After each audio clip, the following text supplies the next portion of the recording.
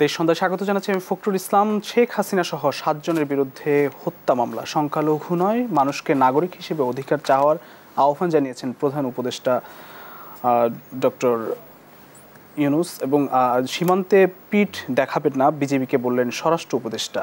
আলোচনা বিশ্লেষণের জন্য আমাদের সঙ্গে স্টুডিওতে দুজন অতিথি সরাসরি যুক্ত আছেন। আমরা সরাসরি তাদেরকে পরিচয় করাতে চাই। আছেন ডক্টর স্নিগ্ধা রেজওয়ানা, সহযোগী অধ্যাপক, জাহাঙ্গীরনগর বিশ্ববিদ্যালয়, এবং আছেন সর্দার ফরিদ আহমেদ, সাবেক সাধারণ সম্পাদক, ঢাকা সাংবাদিক ইউনিয়ন। দুজনকে স্বাগত জানাচ্ছি। আমরা সরাসরি আলোচনায় ফিরতে চাই। আমরা একটু ডক্টর স্নিগ্ধা রেজওয়ানা আপনার কাছে আসতে চাই। সংস্কারের দাবিতে ছাত্র জনতার যে অভ্যুত্থান হয়েছে তার মধ্য দিয়ে অন্তর্বর্তীকালীন সরকার গঠিত হয়েছে এবং সামনে রাষ্ট্র সংস্কারের চ্যালেঞ্জ তো আছেই। সামনে আসলে সরকারের সামনে অন্তর্বর্তীকালীন যে সরকার, সেই সরকারের সামনে চ্যালেঞ্জগুলো আর কি মনে হয় আপনার কাছে? আচ্ছা, ধন্যবাদ আপনাকে। দেখুন, এটি এমন একটি পরিস্থিতিতে আমাদের দেশে একটি পরিবর্তন, সেটা খুব কাম্য ছিল, এটা খুব সত্য কথা।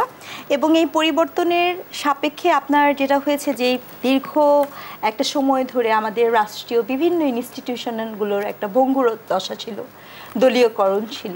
তো সেই জায়গাটাতে আমার মনে হয় যে বর্তমান যে অন্তর্বর্তীকালীন সরকার আছে তার জন্য কিন্তু সবচেয়ে বড় চ্যালেঞ্জ হচ্ছে এই ইনস্টিটিউশনগুলোকে ফিরিয়ে নিয়ে আসা।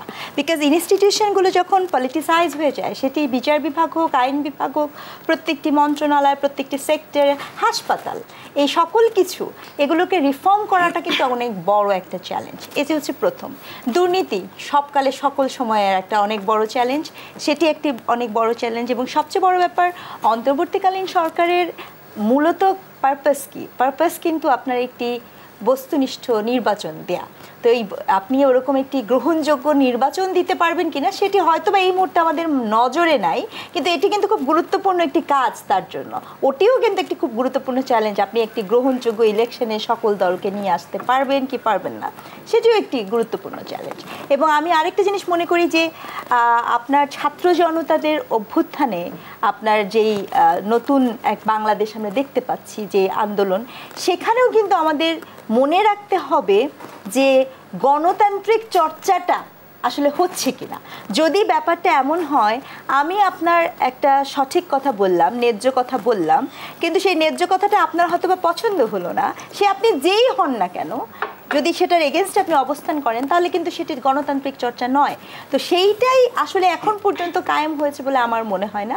এবং আপনার খুব গুরুত্বপূর্ণভাবে যেটি এখন হচ্ছে যে আমাদের দেশে যারা, আমি সংখ্যালঘু শব্দটা বলছি না, আমি বলবো অমুসলিম যে জনগোষ্ঠী আছে, তাদের নিরাপত্তা এবং তাদেরকে কেন্দ্র করে যে ধরনের রাজনৈতিক ষড়যন্ত্রমূলক আচরণ দেখা যাচ্ছে এবং শোনা যাচ্ছে, আমরা পত্রপত্রিকার মাধ্যমে জানতে পেরেছি, সেটিও আমাদের জন্য এই সরকারের জন্য অনেক বড় চ্যালেঞ্জ। গণমাধ্যমের স্বাধীনতা অনেক বড় চ্যালেঞ্জ। অনেকগুলো সংস্কারের কথা বলা হচ্ছে, যদিও এই সদ্য গঠিত একটি অন্তর্বর্তীকালীন সরকার, তার সময়ও নিশ্চয়ই লাগবে। এবং আপনি নির্বাচনের কথা বললেন, রাষ্ট্র সংস্কার, নির্বাচন এবং রাষ্ট্র গঠনের যেসব সংস্কারগুলো দরকার, সেগুলোর কথা আমরা আসলে কতটা এগোচ্ছি? আমরা সংস্কার পথে আসলে কি মাত্র 5 দিন, 1 সপ্তাহে তো আপনার এটা সম্ভব না। চেষ্টা হচ্ছে, কিন্তু আপনার এই বিশাল পরিমাণ যে বিভিন্ন জায়গাতে আপনি ইনস্টিটিউশনাল প্রধান থেকে শুরু করে প্রত্যেকটা স্তরে যদি আপনি দুর্নীতিগ্রস্ত মানুষজন থেকে থাকে, দলীয় মানুষজন থেকে থাকে, সেটিকে রিফর্ম করতে দিলে আমাদের আসলে সময়ের প্রয়োজন। তো সেই সময়টা দেওয়া, তবে চেষ্টা যে নেই সেটি না, চেষ্টাটা আছে, কিন্তু সেই চেষ্টাটার পেছনের উদ্দেশ্যটা কতখানি যৌক্তিক, সেটি আমার মনে হয় অনেক বড় একটা চ্যালেঞ্জ।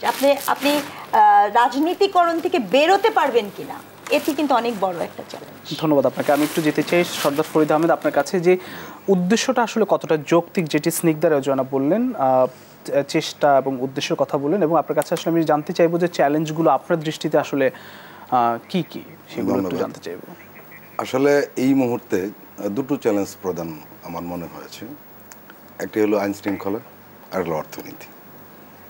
এই দুটো ঠিক করার পরে কিন্তু বাকিগুলো আসবে। যিনি উনি বলেছেন রাষ্ট্র সংস্কার, এই দুটো চূড়ান্তভাবে না করতে পারলে সামনে এগোনো কঠিন। আপনারা জানেন আইন শৃঙ্খলা পরিস্থিতি একেবারেই এলোমেলো হয়ে গিয়েছে। পুলিশ নিয়ে একটা বড় ধরনের সংকট তৈরি হয়েছে, থানাগুলো নিয়ে একটা সংকট তৈরি হয়েছে। এগুলো মেরামত হচ্ছে এবং দ্রুত গতিতে হচ্ছে। সমস্যা হলো যেটা, সেটা হলো মানুষ যেরকম চায় যে কালকে সকালে সব ঠিক হয়ে যাবে, বিষয়টা এরকম না। আর এটাকে অনেকে গণ অভ্যুত্থান বলে, আসলে গণ বিপ্লব বলে সম্ভবত সঠিক বলা হয়। আর বিপ্লব শব্দটা যখন আসে তখন অনেক কিছু তছনছ হয়ে যায়। এটা হিসেব মতো সব কিছু চলে না। আইন শৃঙ্খলা পরিস্থিতিটা যদি ঠিক মতো দাঁড় করানো যায়, এটা সরকারের একটা বড় চ্যালেঞ্জ। থানাগুলিতে পুলিশ এবং থানার যে নিয়মিত কার্যক্রম, সেটা আসলে একটা বড় চ্যালেঞ্জ। সরকার চেষ্টা করছে, কিন্তু রাতারাতি হয়ে যাবে সেরকম না, আর একটু সময় লাগবে। সময় লাগানোর পরে যে ফ্রেমটা দাঁড়াবে, যে চেহারাটা দাঁড়াবে, সেটা আসলে কীরকম দাঁড়ায়। আবার পুলিশের ব্যাপারে গ্রহণযোগ্যতার ব্যাপার আছে, সেটা কিন্তু শেষ হয়ে গেছে এরকম নয় যে পুলিশকে সব মানুষ গ্রহণ করে ফেলেছে, সেটা নয়। পুলিশ নিজেও জানে তাকে গ্রহণ করবে কি করবে না, এই দ্বিধাদ্বন্দ্ব তাদের ভিতরে প্রবল। সেটাকে তারা কীভাবে মোকাবেলা করবে, আপনারা জেনেছেন যে লোগো এবং পোশাক পরিবর্তনের একটা আলাপ আসছে, এবং সেটা সম্ভবত হবে। দ্বিতীয় যেটা হয়েছে সেটি হলো দীর্ঘদিন ধরেই মানুষের এই নিত্য প্রয়োজনীয়, আমি অন্য পণ্য বাদ দিলাম, নিত্য প্রয়োজনীয় দ্রব্যের যে ঊর্ধ্বমুখী, সাধারণ মানুষের দেয়ালে পিঠ থেকে গিয়েছে। এটা একটা বড় চ্যালেঞ্জ। এই কারণে চ্যালেঞ্জ, মানুষ কিন্তু ধৈর্য ধরেছে যে এরকম বিপ্লব হচ্ছে, ছাত্র আন্দোলন হচ্ছে, ঠিক আছে জিনিসপত্রের দাম বাড়লো, মানলাম, কিন্তু এখন কি হবে। এবং এই জিনিসটা কিন্তু মানুষ দ্রুত চায়। আইন শৃঙ্খলার চেয়ে এটা প্রত্যেক মানুষ তো জড়িত, আমি আপনি সবাই বাজারে যাই এবং আমরা সবাই জড়িত, মধ্যবর্তী নিম্নবিত্ত সবাই জড়িত যে জিনিসের দাম কমবে। হ্যাঁ, এটার সাথে আবার রিলেট আছে, আইন শৃঙ্খলা পরিস্থিতিতে বাজারের মূল্যের একটা সম্পর্ক রয়েছে। যদি আইন শৃঙ্খলা পরিস্থিতিটা ঠিকমতো হয়, তাহলে জিনিসপত্রের দামের ব্যাপারে যে নানান সিন্ডিকেট, নানান ধরনের, সাথে সাথে কিন্তু আরেকটা উদ্বেগের ব্যাপারও রয়েছে। সেটা হলো, আপনারা জানেন, এটা আমরা যারা সাংবাদিকতা পেশায় জড়িত তারা জানি, দিনাজপুর থেকে একটা ট্রাক মাল নিয়ে ঢাকা আসতে 10 থেকে 12 হাজার টাকা লাগে। এই টাকাটা যখন লাগে না, তখন কিন্তু কারণ বাজারে এসে এই দামটা কমে যায়, তখন আমরাও কম মূল্যে কিনতে পারি। মানে আপনি চাঁদার কথা বলছেন? চাঁদার কথা, সরাসরি চাঁদা ছিল, পুলিশের চাঁদা। এখন কি এখন এই মুহূর্তে নাই, সেটা যদি নতুন করে আবার জেগে ওঠে, এবং এটা আশঙ্কা নেই সেটা কিন্তু নয়, আশঙ্কা রয়েছে, এবং সেটা এই সরকার যদি মোকাবেলা না করতে পারে তাহলে এক ধরনের পরিস্থিতি হবে। আর মোকাবেলা যদি করতে পারে সেটা তো ওয়েলকাম। তাহলে এই জিনিসপত্রের দামটা কমবে। ব্যাংকিং খাত রয়েছে, এলোমেলো হয়ে গিয়েছে। আর্থিক খাত শুধু বাজার তো না, ব্যাংকিং খাতটা একটা বড় ধরনের বিষয়। হাজার হাজার কোটি টাকা পাচার হয়ে গেছে। যারা মালিক ছিলেন তারা ব্যাংকে ব্যক্তিগত সম্পত্তি মনে করেছেন। এই দুটো খাতকে যদি সরকার নিয়ন্ত্রণ করতে পারে, তাহলে আপনি যেটা বলেন রাষ্ট্র সংস্কারের কাজটি সহজ হবে। আপনি বলছেন এই সরকারের মেয়াদ কীরকম হবে, এরকম একটা প্রশ্ন এসছে। মেয়াদের ব্যাপারে আসলে আমরা যতটুকু জানতে পেরেছি, সম্ভবত বিরোধী দলগুলো তাকে অনানুষ্ঠানিকভাবে হলো বছরখানেকের মেয়াদের কথা বলে এসছে গতকালকে। এর মানে আমরা ধরে নিতে পারছি যে বছরখানেক আর এই সরকারের বিরুদ্ধে দ্রুত নির্বাচন দেওয়ার প্রসঙ্গটা হয়তো এত জোরালো হবে না। তারপরে সেখানে ছাত্র রাজনীতি নিষিদ্ধের প্রশ্ন আসছে ইউনিভার্সিটিগুলিতে, বিশেষ করে শিক্ষা প্রতিষ্ঠান। এবং আপনি জানেন, ছাত্র রাজনীতি নিষিদ্ধ হয়ে যায় বিশ্ববিদ্যালয় এবং কলেজগুলিতে, তাহলে আসলে ছাত্র রাজনীতি থাকেই না, যে যতই হিসাব দেখ না কেন। এই ছাত্র রাজনীতিটা কীভাবে মানবে? কারণ হলো রাজনৈতিক দলগুলোর ভ্যানগার্ড হলো তার ছাত্র সংগঠন, যেটা আমরা বলে থাকি মূল শক্তি বলা হয়, মাঠের শক্তি বলা হয়। এই প্রশ্নগুলো সামনে আসবে, কিন্তু আমি আবারও বলবো যে ওই দুটো বিষয় সরকারকে আগে মোকাবেলা করতে, পরে রাষ্ট্র সংস্কারে হাত দিতে হবে। মানে ছাত্র রাজনীতির কথা বলছেন? জি, আর সবগুলি আর কি। রাষ্ট্র সংস্কারের মধ্যে তো ছাত্র রাজনীতি রয়েছে, বিভিন্ন ইনস্টিটিউশনগুলি যে রয়েছে সেগুলি কিভাবে করবে। একই সঙ্গে আসলে শাসন পদ্ধতির যে সংস্কারের কথা ছাত্ররা বলছেন এবং সুশীল সমাজের প্রতিনিধিরাও বলছেন, সেই বিষয়গুলোতে আসলে মানে এখনই যে হাত দেওয়া সম্ভব কিনা, মানে আপনি প্রথমে যে আইন শৃঙ্খলার কথা বললেন, এইটা এই মুহূর্তে বোধহয় হাত দেওয়া সম্ভব, এটা ধীরে ধীরে হবে। সেখানে আইন কানুনের প্রশ্ন এসছে। আপনারা জানেন যে এখানে রাজনৈতিক দলগুলোর জন্য নতুন একটা আইন প্রণয়নের চিন্তা ভাবনা চলছে, এমনটা হবে আমি যতটুকু আমরা জানি। সেখানে রাজনৈতিক দলগুলি কীভাবে পরিচালিত হবে, তার অর্থ কোত্থেকে আসবে, তার ছাত্র সংগঠন, তার অঙ্গ সংগঠন কীভাবে কাজ করবে, নির্বাচনে তাদের কীভাবে অংশগ্রহণ থাকবে, টাকা পয়সা খরচ করা, যে নির্বাচনে কোটি কোটি টাকা খরচ করে যেরকম করে, সেটা হবে। সংস্কার পেছনে আসলে রাজনৈতিক দলগুলোর নিশ্চয়ই সম্মতি লাগবে। এবং আমার একটু ধারণা, এখানে আপনি একটু দ্বিমত করি, তারা রাজনৈতিক সম্মতির তোয়াক্কা করবে কিনা এ ব্যাপারে আমার সন্দেহ রয়েছে। কারণ তারা মনে করে, যারা এটা করতে চাচ্ছে, যে এটা আসলে রাজনৈতিক দলগুলির দ্বিমত হওয়ার সুযোগ নেই। কারণ রাজনৈতিক দলগুলি যদি দ্বিমত হয়, তাহলে সাধারণ মানুষ এটা গ্রহণ করবে না। কারণ রাজনৈতিক দলগুলো সংস্কার করছে, রাজনৈতিক দলগুলো ব্যারিকেড দিচ্ছে না।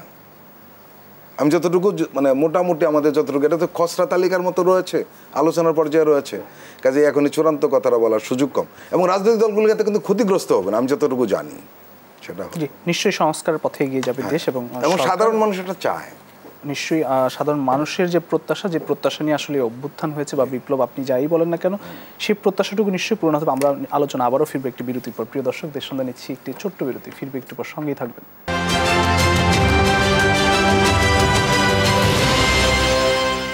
দেশ সন্ধ্যা আবারও স্বাগত জানাচ্ছি। আমরা সরাসরি আলোচনায় ফিরতে চাই। ডক্টর স্নিগ্ধা রেজওয়ানা, আপনার কাছে আসি। আজকে প্রধান উপদেষ্টা বলেছেন যে সংখ্যালঘু নয়, মানুষকে নাগরিক হিসেবে অধিকার চাওয়ার আহ্বান জানিয়েছেন তিনি। আপনি জানেন যে সংখ্যালঘুদের উপরও কিছু কিছু জায়গায় নির্যাতনের ঘটনাগুলো আসছে, বাড়িঘর ভেঙে দেওয়ার কথা আসছে। আসলে আমরা বা অন্তর্বর্তীকালীন যে সরকার তাদের চ্যালেঞ্জের পথে বা উত্তরণের পথে এগিয়ে যাচ্ছে কিনা, বা এই যে আহ্বানগুলো জানাচ্ছে। আহ্বান জানানোর ব্যাপারটা এখানে প্রথম কথা হচ্ছে, আমি ব্যক্তিগতভাবে সংখ্যালঘু শব্দটাকে ডিনাই করি। এবং আরেকটা ব্যাপার যেটা, এই পুরো প্রসেসের মধ্যে তো আপনার একটা আমাদের যে পার্শ্ববর্তী দেশ ভারত, তার তো একটা ইন্টারভেনশনও আছে, তাই না? তো সেই ইন্টারভেনশনটা, এবং আমরা এখন যেটা শুনছি বিভিন্ন 15ই আগস্টকে কেন্দ্র করেও আমরা কিছু আমাদের কনসিয়াসনেস কাজ করছে যে হয়তো বা কিছু হতে পারে, যে এরকম আপনার বিচার বিভাগীয় কু নিয়ে কথা বলা হয়েছে। তো সেক্ষেত্রে একটা বিষয় আমি খুব পরিষ্কার করে বলতে চাই, দেখুন, বাংলাদেশে শুধুমাত্র হিন্দু সম্প্রদায় বা সনাতন ধর্মাবলম্বীরাই কিন্তু একমাত্র অমুসলিম নয়। বাংলাদেশে কাদিয়ানি বলেন, বাংলাদেশে বৌদ্ধ, খ্রিস্টান সবাই, তারাও কিন্তু এই অর্থে। কিন্তু আপনি খেয়াল করে দেখবেন, কোনো এক অদ্ভুত কারণে আমরা যখনই পার্টিকুলারলি এই শব্দটা কোড অ্যান্ড কোড সংখ্যালঘু ব্যবহার করি, তখন আমাদের ফোকাসটা একটি পার্টিকুলার ধর্মের লোকজনের প্রতি এসে নিবিষ্ট হয়ে যায়। এবং আমরা খেয়াল করেছি দীর্ঘদিন ধরে নানা ধরনের পলিটিক্যাল পার্টি বাংলাদেশে, তারা এই পার্টিকুলার কমিউনিটি নিয়ে নানা ধরনের রাজনীতি করেছে। তো সেই ক্ষেত্রে বাংলাদেশের রাষ্ট্রের জন্য বোঝা উচিত যে বাংলাদেশ রাষ্ট্র শুধুমাত্র মুসলিমদের রাষ্ট্রও না, বাংলাদেশ রাষ্ট্র সকলের। তো এই যে বাংলাদেশ রাষ্ট্র সকলের এই আহ্বানটাকে উনি যে জানিয়েছেন, সেটাকে আমিও সাধুবাদ জানাই, কারণ এটাই খুব স্বাভাবিক। কারণ আমরা দীর্ঘদিন ধরে বলে এসেছি যে এই রাষ্ট্রের কিন্তু আমাদের একটা বিগত ইসের ক্ষেত্রেও কিন্তু একটা ছিল, ধর্মনিরপেক্ষতা বলতে মানুষ অনেক ভুল বুঝে থাকে। হ্যাঁ, ধর্মনিরপেক্ষতা মানে কিন্তু ধর্মহীন হয়ে যাওয়া না। ধর্মনিরপেক্ষতার শব্দটাও কিন্তু এই জন্য এসেছিল, যখন আপনি আপনার রাষ্ট্রের সকল নাগরিককে তার নিজ নিজ ধর্ম পালনের সুযোগ সুবিধা নিশ্চিত করবেন। কিন্তু আমরা এই ডায়লগটা আপনি দেখবেন যে ধর্মনিরপেক্ষতার কথা বললে শুধুমাত্র এটার ওনারশিপ আওয়ামী লীগের হাতে ছিল, অথবা আপনার মুসলমানদের বিষয় নিয়ে কথা বলতে গেলে বিসমিল্লাহির রহমানির রহিম, জিয়া রহমান অ্যাড করাতে এটার ওনারশিপ বিএনপির মধ্যে ছিল। এই যে ওনারশিপ নিয়ে নেওয়া, দ্যাট ইজ ভেরি প্রবলেমেটিক। কারণ আপনি যে কোনো অর্থে বাংলাদেশ রাষ্ট্রে আদিবাসী নেই, বাংলাদেশ রাষ্ট্রে হিন্দু, বৌদ্ধ, খ্রিস্টান নেই। তো এদের সকলকে আপনার রাষ্ট্রীয় সুযোগ সুবিধা নিশ্চিত করার জন্য, নাগরিক সুবিধা নিশ্চিত করার জন্য এই কথাটা বলা হয়েছে। নিশ্চয়ই আমি একটু যেতে চাই সর্দার ফরিদ আহমেদ আপনার কাছে, যে বৈষম্য বিরোধী অর্থাৎ বৈষম্য দূর করার জন্য ছাত্র আন্দোলন, তাদের সঙ্গে জনতা মিলে যে বিপ্লব বলেন, আপনার কথা যদি বলি বিপ্লব বা অভ্যুত্থান হয়েছে, তার মধ্য দিয়ে আসলে সরকার গঠিত হয়েছে, বৈষম্য দূর করার পথে আসলে কত দূর এগোচ্ছে? আসলে সবকিছুরই ব্যাপার হলো একটা সময় দিতে হবে, এটা আমি শুরুতে বলেছি। আসলে আবার সেই রাষ্ট্র সংস্কারের কথা আসে। বৈষম্যটা আসলে তৈরি হয়েছে আমাদের রাষ্ট্রের যে কাঠামো বা রাষ্ট্রযন্ত্র বা রাষ্ট্রীয় যে বিভিন্ন প্রতিষ্ঠানের উপর ভিত্তি করে রাষ্ট্র দাঁড়িয়ে থাকে, তো সেইগুলোর সংস্কারটাই আসলে এই বৈষম্যটাকে দূর করার একটা রাস্তা। এখন ধরুন একজনের ব্যাংকের মালিক হয়ে গেল, সে হাজার হাজার কোটি টাকা পাচার করে দিল, এটা একটা বিরাট ধরনের বৈষম্য তৈরি হলো। রাজনৈতিকভাবে একটা গোষ্ঠী চাকরি পাবে, আরেক গোষ্ঠী চাকরি পাবে না, এটা বৈষম্য তৈরি হলো। এবং আপনি খেয়াল করে দেখবেন মধ্যবিত্ত শ্রেণী কিন্তু হারিয়ে যাচ্ছিল বাংলাদেশ থেকে। উচ্চবিত্ত, নিম্নবিত্ত, মধ্যবিত্ত নেই বাংলাদেশের যে কোনো প্রেক্ষাপটই হোক না কেন, মধ্যবিত্ত শ্রেণী এক ধরনের শক্তি। হয়তো কিছু উচ্চবিত্ত বা উচ্চ মধ্যবিত্ত এবার মধ্যবিত্ত পর্যায়ে আসার কারণে এই বিপ্লবের একটা কারণ ঘটেছে। এখন বৈষম্য যে ধরনের কথা ওরা বলছে, ঠিক আছে, বৈষম্য তো রয়েছে। এখন সম্পদের একটা বিশাল পরিমাণ যদি একটা গোষ্ঠীর হাতে থাকে, কিছু লোকের, গোষ্ঠীও ঠিক না, একেবারে কিছু লোকের কাছে রয়েছে, এবং সেটা অন্যরা পাবে না, তারাই ভোগ করবে। ওকে, ভোগ করুক, কিন্তু বিদেশে প্রচার করে দিবে যে এই সমস্ত নানান ধরনের বৈষম্য রয়েছে। আসলে এটা হলো আমি অর্থনৈতিক দিকটাকে বলছি, যে সব কিছু তা নয়। শিক্ষার বৈষম্যের ব্যাপার রয়েছে। আবার সেই আরেক কথায় বলতে হয়, সেটা হলো যে বিশেষ করে আমাদের রাষ্ট্রযন্ত্রকে সঠিকভাবে পরিচালিত করার জন্য যে সমস্ত প্রতিষ্ঠান রয়েছে এইখানে বৈষম্য রয়েছে। আর সবচেয়ে যেটা হয়েছিল গত 15 বছরে, এটা ছিল আমাদের মারাত্মক, একটা রাষ্ট্রযন্ত্রকে ধসিয়ে দেওয়ার জন্য যথেষ্ট। সেটা হলো চূড়ান্ত পর্যায়ে দলীয়করণ। আপনাকে আমি বলি, আজকে 1 থেকে 10 জন একটা একই পদে রয়েছে, প্রধান একজন রয়েছেন। প্রধানকে যদি বাদ দেওয়া হয় তাহলে এই 10 জন থেকে একজনকে দিতে হবে, কিন্তু পাওয়া যাচ্ছে না, কারণ এরা সবাই দলীয়। আপনি দল সাপোর্ট করতে পারেন, সমস্যা নেই, যে কোনো দল, আমি আপনার সবাই কোনো না কোনো দল সমর্থন করি, ভোট দিতে গিয়ে আমরা সেই প্রতীকে ভোট দিই, এতে কোনো সমস্যা নেই। কিন্তু আপনি যখন একটা চেয়ারে বসবেন, কোনো দায়িত্বে বসবেন, সেখানে দলবাজ হয়ে যাওয়া ঠিক নয়। আসলে দলবাজও না, আমরা এটাকে বলি দলে দাস। এই যে প্রবলেমটা হয়েছিল প্রতিটা রন্ধ্রে, আসলে এটা চূড়ান্ত পর্যায়ে বৈষম্য বলুন, যাই বলুন, সব কিছু এটার মূল জায়গায় চলে গিয়েছিল। আরেকটা সমস্যা হয়েছিল, সেটা কি জানেন? সেটি হলো নির্বাচন ব্যবস্থা ভেঙে গিয়েছিল। আমি আপনার ভোট দিতে পারছি না, এবং নির্বাচন ব্যবস্থাটা যদি সঠিকভাবে পরিচালিত করা যায়, আমি আপনাকে বলি বৈষম্যটা এখানে অন্তত 50 থেকে 60% এমনি চলে যাবে। কারণ যারা বৈষম্য তৈরি করতে চায় তারা জনগণের মুখে মুখে হতে হবে, যারা নেতৃত্ব দিতে চায়, নেতা হতে চায়, সমাজের লিডার হতে চায়, সেই ব্যবস্থাটা পরিবর্তনটাও তো নিশ্চয়ই দরকার। হ্যাঁ, অবশ্যই দরকার। ভোটের অধিকারটা আমাদের বাংলাদেশ থেকে হারিয়ে যাওয়ার কারণে আসলে সব ধসে পড়েছে। আমি নেতা, আমি কাউকে তোয়াক্কা করবো না, কারণ আপনার ভোটের দরকার নেই আমার, এই যে মানসিকতা। আর মানুষও ধরে নিয়েছিল আমার ভোট দেওয়ার লাভ নেই, আমি যেতেই পারছি না, ভোট দিতে পারছি না। আপনার বৈষম্যের প্রসঙ্গ অনেকভাবে ব্যাখ্যা করা হচ্ছে। আমার ব্যক্তিগত অবজারভেশন যেটা, বা আমি যেটা মনে করি বা আমি দেখছি, সেটা হলো আপনি যদি কোনো ন্যাশনে ভোটের অধিকার চলে আসে, উদাহরণ দিই, পাশের দেশ ভারতে এবার নির্বাচনে বলা হয়েছিল কি বিজেপি 400 পার করে ফেলবে, কিন্তু সেখানে ভোটের অধিকার ছিল বিদায় 240-এ নেমে এসছে। ধাক্কা খেয়েছে না? এখন বিজেপির মতো সেটা সাম্প্রদায়িক সংগঠন বলেন বা উগ্রবাদী সংগঠন বলেন, এরা কিন্তু ধাক্কা খেয়েছে বড় ধরনের। এরা খেলে 80% জনগণকে নিয়ে এরা খেলে, কিন্তু সে 80% জনগণ গ্রহণ করেনি তাদেরকে। কারণ কি, এই যে ভোটের যে একটা ভোট কিন্তু একটা বিরাট শক্তি। আপনি যাই বলেন, বৈষম্যকে ধসিয়ে দিতে পারে এই ভোট, অনেক লোককে ধসিয়ে দিতে পারে। এবং বাংলাদেশে যদি ভোট হতো ঠিক মতে, এবং এত বৈষম্য থাকলেও কিন্তু এই বর্তমান বিদায়ী সরকারের এই ধরনের পরিণতি হতো, সে দেশে থাকতে পারতো, কিন্তু ভোটটা থাকতো। গণতান্ত্রিক ব্যবস্থাটা কিন্তু ফিরিয়ে আনাটা, এটা হলো আসলে বৈষম্য দূর করা, গণতান্ত্রিক ব্যবস্থাটাকে ফিরিয়ে আনেন। আপনি মিডিয়াতে সত্য কথাটা বলেন, অসুবিধা নেই, সে কার পক্ষে গেল না পক্ষে গেল কিচ্ছু আসে যায় না। আপনি ধরুন ইদানিং মিডিয়াতে কি হয়, আমি এর আগে অনেক টক শোতে যেতাম, পরে আমি অফ করেছি। কেন জানেন? আমি সত্য কথাটা বললে সবাই মনে করে এই লোকটা বিএনপির পক্ষে বলবে, এই লোকটা আওয়ামী লীগের পক্ষে বলবে। সত্য কথাটা মাঝখান থেকে বলার জেল, সেটা লোক কমে গিয়েছিল। আপনি ধরুন, আপনি যদি সঠিকভাবে মিডিয়া চালান, প্রথম আপনাকে শাসক গোষ্ঠী আপনার বিরক্ত হবে, এটা 1 নাম্বার। আরও সঠিক পথে যান, কোনো রাজনৈতিক দলকে আপনাকে অ্যালাউ করতে চাইবে না। আমার একটা অভিজ্ঞতা আছে, কেউ পছন্দ করে না।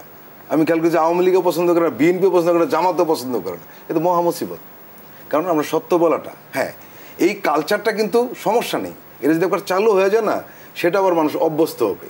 রাজনৈতিক দলগুলি সে অভ্যস্ত না। বাংলাদেশের রাজনীতিতে কিন্তু দুর্নীতি একটা দুর্নীতি বড় ধরনের।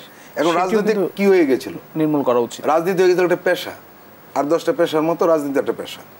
আমি আপনার সাংবাদিকতা করে পেট চালাই, সংসার চালাই, এরা রাজনীতি করে ইনকাম করে।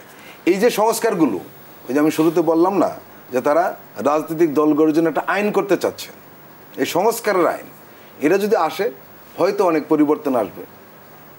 মিডিয়া, ওইখানে মিডিয়ার প্রসঙ্গ থাকবে, যে যেমন মিডিয়ার এখন যে কালাকানুনগুলো রয়েছে, যেমন আমাদের স্বরাষ্ট্রমন্ত্রী বলেছে হ্যাঁ মিডিয়া বন্ধ করে দিব, যে উল্টাপাল্টা করে না, এইভাবে বলা ঠিক নয়, তাহলে একই রকম হুমকি হলো।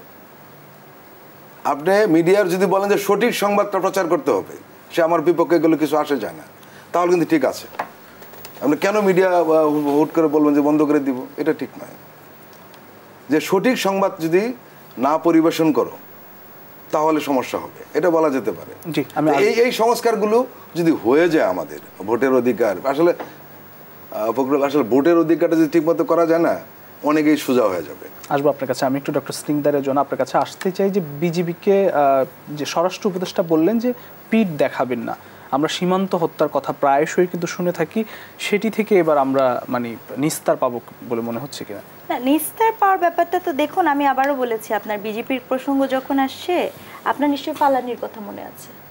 কি হয়েছে, মানে ওর কনসিকোয়েন্সেস কি, আমাদের দেশ, আমাদের রাষ্ট্র কি সেই জন্য পার্শ্ববর্তী রাষ্ট্রের কাছে কোনো উত্তর পেয়েছে? আইনিভাবে তার কোনো সলিউশন হয়েছে? দুদিন পর পর সীমান্তে যে আপনার এই ধরনেরই হয়, সীমান্ত তো খুবই টেনশনের একটা জায়গা। তো এই আমার যেটা মনে হয় যে কথাটা বলা হয়েছে, সেটা এই জন্যই বলা হয়েছে যে আপনি বিজেপি যাতে পিঠটা না দেখিয়ে আসে।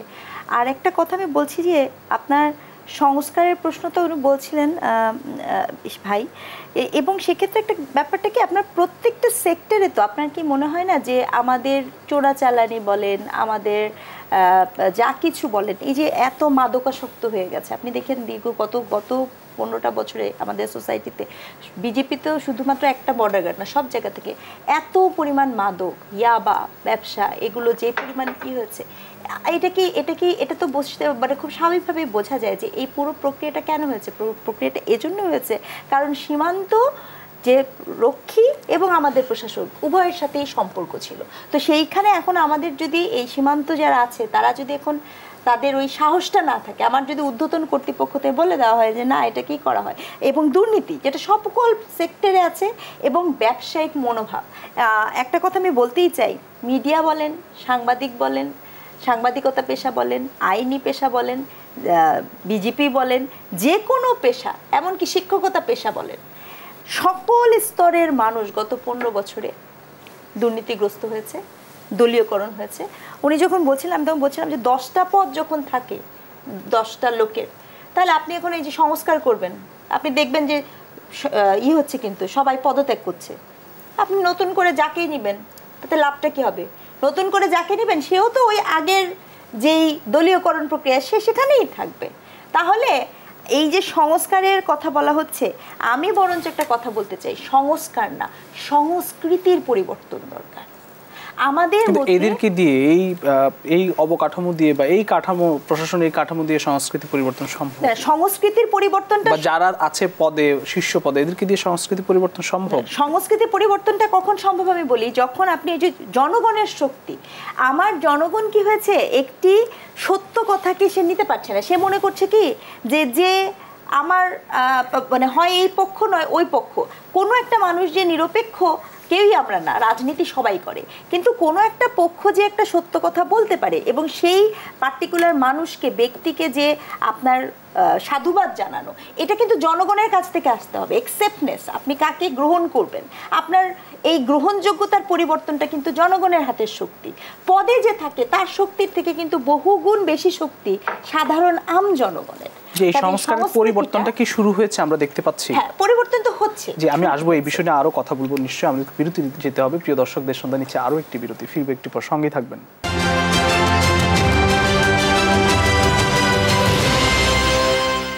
দেশ সন্ধ্যা আবারও স্বাগত জানাচ্ছি। আমরা সরাসরি আলোচনায় যেতে চাই। ডক্টর স্নিগ্ধা রেজওয়ানা, আপনার কাছে আসি। যে পরিবর্তনের কথা আপনার কাছে আমরা শুনছিলাম, যে পরিবর্তনটা আপনি বলছেন শুরু হয়েছে, সেই পরিবর্তনটা কতটা শেষ করতে পারবে? আমরা জানি যে অন্তর্বর্তীকালীন সরকারকে নিয়ে সকলের একটা আশা রয়েছে, ছাত্র জনতার প্রত্যাশা অনুযায়ী সরকারটি গঠিত হয়েছে, কতটা সফলভাবে শেষ হবে বা কি প্রত্যাশা? না, দেখুন, আমি বলেছিলাম যে যত না সংস্কার তার চেয়ে বেশি সংস্কৃতির পরিবর্তন, আমাদের সংস্কৃতিটা চেঞ্জ করতে হবে। এখন যেটা হয়েছে যে কিছু বিষয় থাকে আপনার আইনি, সাংবিধানিক, এবং কিছু বিষয় থাকে আপনার জবাবদিহিতা। যদি কোনোভাবে আপনার জবাবদিহিতাকে নিশ্চিত করা যায়, আপনি খেয়াল করে দেখবেন যে উন্নত দেশগুলোর দিকে যদি একটু খেয়াল করে দেখবেন যে তাদের কোনো মন্ত্রী মিনিস্টার যখন একটা প্রেস ব্রিফিংয়ে আসে, সে দাঁড়িয়ে থাকে, বাকিরা বসে থাকে। আমাদের সিস্টেমটা দেখবেন উল্টা, যারা প্রশ্ন করে তারা দাঁড়িয়ে প্রশ্ন করে, আর যিনি উত্তর দেন তিনি বসে উত্তর দেন। এই যে এটা কিন্তু একটা বডি ল্যাঙ্গুয়েজের ব্যাপার। হ্যাঁ, আপনি এসছেন ফেস করতে, আপনি সেখানে দাঁড়িয়ে আপনি আপনার জিনিসটা ফেস করবেন, কিন্তু এই কালচারটা কিন্তু আমাদের এখানে নাই। সো আমি আবারও বলছি, আপনি কালচার চেঞ্জ করেন, ছোট ছোট শব্দ, ছোট ছোট ব্যবহার, এই জিনিসগুলো কিন্তু কালচারের সাথে কানেক্টেড। এটা অটোমেটিক্যালি, আপনি খেয়াল করেছেন ইউনূস সাহেব যখন তার চেয়ারটা সরিয়ে একটা সাধারণ চেয়ারটা টেনে বসলেন, এটা কেন করলেন উনি? কারণ উনি বোঝাতে চাইলেন যে আমি সাধারণ একজন, বা আমরা যেটা জীবনে কল্পনাও করি নাই, ভিআইপি মানে সব রোড ব্লক করে দিয়ে আপনি ওয়েট করবেন, তাহলে আপনি বুঝতে পারবেন। আপনার একজন সাংসদ যখন বাজারে যাবে, প্রতিদিন সকালবেলায় কাঁচা বাজারে যাবে এবং গিয়ে যখন কারণ বাজারে বাজার করবে, তখন উনি যা বুঝবেন সেটা কিন্তু অন্যভাবে বুঝবেন না। কাজে আমি এই জন্য আপনাকে বলেছি, সংস্কার তখনই সম্ভব যখন আপনি সংস্কৃতির পরিবর্তন করবেন। যদি সংস্কৃতির পরিবর্তনটা না করেন তাহলে সংস্কার সম্ভব না।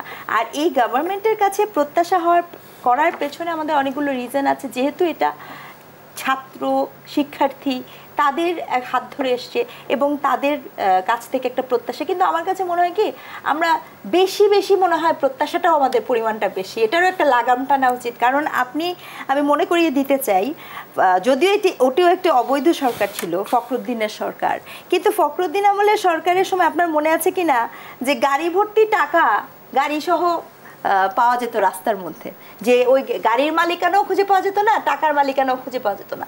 তো তখন কিন্তু এরকম মানুষের মধ্যে একটা হোপ তৈরি হয়েছিল যে আচ্ছা আমরা মনে হয় একটা, কিন্তু ব্যাপারটা হয়েছে কি, তাতে কি হয়েছে, তাতে তো 15 বছর পরে এসে সব আবার চেঞ্জ হয়ে গেছে। তো এই জন্য আমি বলবো যে আমাদের সাংবিধানিক বলেন, আইনি ব্যাপারগুলো বলেন, সেগুলোকে আমাদের নিশ্চিত করা উচিত। খুবই গুরুত্বপূর্ণভাবে একটি সংশোধন করা উচিত যে কোনো সরকার, কোনো ব্যক্তি 2 বছরের বেশি প্রধানমন্ত্রীর দায়িত্বে দুইবারের বেশি প্রধানমন্ত্রীর দায়িত্বে থাকতে পারবেন না। আপনি শুধু এতটুকু চেঞ্জ করলে দেখবেন যে বিশাল বড় পরিবর্তন চলে আসবে। ধন্যবাদ আপনাকে। আমি সর্দার ফরিদ আহমেদ ভাই, আপনাকে দিয়ে শেষ করতে চাই। আসলে অনেক প্রত্যাশা রয়েছে, যেটি স্নিগ্ধা রেজওয়ানা বললেন। শেষ কথা আপনার কাছ থেকে জানতে চাই, চ্যালেঞ্জের কথা তো নিশ্চয়ই শুনেছি, প্রত্যাশা নিয়ে এসে। আমি ব্যক্তিগতভাবে আশাবাদী মানুষ, একেবারে মানুষের হতাশা ছড়াতে চায় না, কিছু পারবে না, কিছু হবে না, এই বাচ্চা ছেলেরা কিছু করতে পারবে না। বিশেষ করে আমি একটা দৃষ্টি আকর্ষণ করতে চাই, 2 জন স্টুডেন্টকে উপদেষ্টা পরিষদে নেওয়া হয়েছে, এটা নিয়ে অনেক মিম হয়েছে সোশ্যাল মিডিয়াতে, মিমিক্রি হয়েছে, নানান কিছু হয়েছে। আসলে সমস্যাটা হলো কি, যে উনি যেটা বলেছিলেন সংস্কৃতির পরিবর্তনটা হয়নি। এটা মনে করে এরা জানেই না, যারা এগুলো কাজ করছে এরা জানেই না যে ইউরোপের একটি দেশে 27 বছর বয়সে একজন প্রধানমন্ত্রী হয়েছে। শহীদ প্রেসিডেন্ট জিয়াউর রহমান যিনি যখন প্রেসিডেন্ট হন তার বয়স তখন মাত্র 38। জুকারবার্গ, ফেসবুকের মালিক যিনি জুকারবার্গ হয়ে উঠলেন তখন তার বয়স মাত্র 20। বিল গেটস যখন বিল গেটস হয়ে উঠলেন তখন তার বয়স মাত্র 26। একটা দিক। আর যারা এরকম বলার চেষ্টা করে বাচ্চাদের দ্বারা, এই ছেলে মেয়েদের দ্বারা কিছু হবে না, এই প্রশ্ন তাদের মাথায় থাকে না। আজকে যে বিশাল পরিবর্তনটা হয়ে গেল, বিগ রাজনৈতিক দল অনেক চেষ্টা করে, কিছুই করতে পারে নাই, তারা ধসিয়ে দিয়েছে। কাদের বিরুদ্ধে এরা লড়াই করেছে? মানে এটি কেন বলে আসলে মানসিকতা, এরা কাদের বিরুদ্ধে লড়াই করেছে? সুসংগঠিত একটি দল আওয়ামী লীগের বিরুদ্ধে লড়াই করেছে আর্মি, পুলিশ, র্যাব, বিজেপি সবার সাথে করেছে। এরা যদি এই কাজটা করতে পারে, জীবন দিয়েছে, এবং এরা যদি এই কাজটি করতে পারে তাহলে দেশের জন্য, দেশের সংস্কারের জন্য কিছু করতে পারবে না, এই ধরনের কনসেপ্ট আসলে বাদ দেওয়া দরকার মানসিকভাবে। আপনি ফাঁকতালে প্রশ্ন করেছেন যে কেন এটা করে, এটা হলো মানসিকতা। অদ্ভুত এক ব্যাপার, মানে একটা কালচার দাঁড়িয়েছে, দেশ চালাবে একটু বয়স্ক লোকেরা, মানে মানসিকতা তৈরি হয়েছে কিনা। এবং আমি আপনাকে বলি, সেটি হলো বাংলাদেশ আজকে 53 বছর স্বাধীনতা লাভ করেছে। এর মতো এবার যেরকম সুযোগ এসেছে, রাষ্ট্র সংস্কারের যে সুযোগ এসেছে, কখনোই আসে নাই। কারণ কি, এর সাথে সাধারণ মানুষ ইনভলভ। আর কারা? সাধারণ ছাত্ররা কারা? সবাই শিক্ষিত। এই যে শিক্ষিত ছাত্র সমাজ এবং সাধারণ মানুষ যেভাবে এটার সাথে জড়িয়ে গেছে, একটা আশাবাদী হওয়ার সুযোগ রয়েছে নিঃসন্দেহে। সমস্যাটা যেটা হলো, কিছু সমস্যা রয়েছে যেগুলো পুরনো কালচার যদি এই সরকার করতে থাকে সেটি আসলে সমস্যা। যেমন ধরুন, কয়েকটা প্রশ্ন আমি উত্থাপন করতে চাই এই অন্তর্বর্তীকালীন সরকারের ব্যাপারে, বা তাদের দৃষ্টি আকর্ষণ করতে চাই। প্রথমত কথা, সবাই কথা বলে, অদ্ভুত এক ব্যাপার। কেন সব বিষয় বলতে হবে? আর পৃথিবীতে শব্দের সরকার একজন মুখপাত্র থাকে, যিনি সরকারের যে মৌলিক নীতি যেগুলো তারা পরিবর্তন করতে চায় বা করতে চায় সেগুলোর উপর তারা কথা বলবে, প্রতিদিন কথা বলুক, সমস্যা নেই। কিন্তু প্রত্যেকে যখন কথা বলে তখন হয় কি আরেকজনের কথার সাথে আরেকজন মিলে না, মিলবে না, এটাই স্বাভাবিক। কারণ হয়তো আর ওই মুহূর্তে তার কাছে ইনফরমেশন পৌঁছেনি যে আসলে অন্য মন্ত্রণালয়ে কী সিদ্ধান্ত হয়েছে। এই জায়গাটা থামাতে হবে, এনি হাও থামাতে হবে। সব মন্ত্রী যদি কথা বলতে থাকেন, আর একটা প্রকল্প সবসময় প্রতিদিন কথা বলতে হবে না, আমি বুঝি না প্রতিদিন কেন কথা বলতে হবে, প্রতিদিন এবং কোনো কোনো উপদেষ্টা একাধিকবার বলছেন, সকালে একবার বলছেন, দুপুরে একবার বলছেন, বিকাল একবার বলছেন, আবার কখনো কখনো টিভি চ্যানেলগুলিতে লাইভে ঢুকে পড়েছেন। এটা তো হইতে পারে না। তাহলে তো এই পুরনো কালচারই হলো। এই জায়গা থেকে বেরিয়ে অনেকেই বলছে যে এই কালচার থেকে আমাদের বেরিয়ে আসা উচিত। আর হতাশার কিছু নেই, একেবারেই না। যে যতই বলুক না কেন, যারা হতাশা ছড়াতে চায় এরা ব্যক্তি জীবনে হতাশ, পরিষ্কার বললাম, ব্যক্তি জীবনে হতাশ, সব কাজে হতাশা। কিছু লোক দেখবেন আপনার ফখরুল সব কাজে না দিয়ে শুরু করে, হ্যাঁ দিয়ে বলতে চায় না, এরকম আমাদের লোক তৈরি হয়েছে। এই সংস্কার, এই প্রত্যাশা, পরিবর্তন, এর পরও কিন্তু ষড়যন্ত্র কিন্তু থাকে। আচ্ছা, ষড়যন্ত্র যেটা থাকবে এটা স্বাভাবিক। আপনার ষড়যন্ত্র মোকাবেলা করাটাই হলো যোগ্যতা। জি, আপনি সব কিছু ফাঁকা পাবেন, সব অনুকূল পরিবেশ, এটা ধারা করার বাইরে নেই। সংখ্যালঘু নিয়ে আপনি শুনে অবাক হবেন, আমাদের যে সংখ্যালঘু নিয়ে যে ষড়যন্ত্রটা হচ্ছে, এরা যত না সংখ্যালঘু জড়িত, তার চেয়ে বেশি প্রতিবেশীদের জড়িত, এবং রাজনৈতিক সংগঠন জড়িত। সবাই জানে। এক কথা কি বলবেন, কোনটা শেষ করতে হবে?